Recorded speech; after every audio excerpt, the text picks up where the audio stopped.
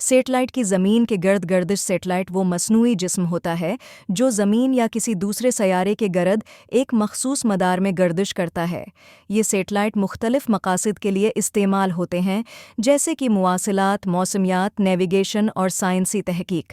Satellite کی مدار میں گردش کا اصول سیٹلائٹ کی زمین کے گرد گردش کرنے کی بنیاد نیوٹن کی کشش ثقل کی قانون اور سیاروی حرکت کے اصول پر ہے۔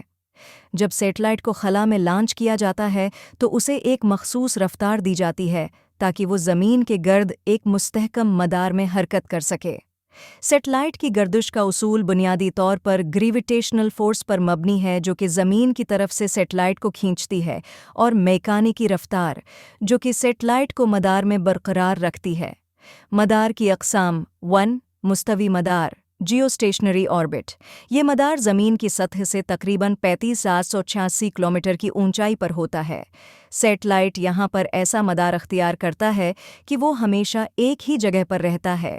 اس کا مطلب یہ ہے کہ وہ زمین پر ایک ہی جگہ کے اوپر مدار میں گھومتا ہے۔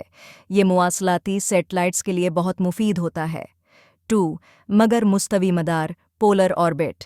اس مدار میں سیٹلائٹ زمین کے قطبوں کے اوپر سے گزرتا ہے اور زمین کو ہر بار ایک نئی جگہ سے دیکھتا ہے۔ یہ مدار زیادہ تر موسمیاتی سیٹلائٹس اور زمین کی تصاویر لینے کے لیے استعمال ہوتا ہے۔ 3 مدار بیضوی ایلپٹیکل آربٹ۔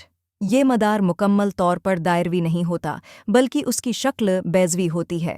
اس مدار میں سیٹلائٹ کی رفتار اور زمین کے ساتھ فاصلہ مختلف ہوتا ہے۔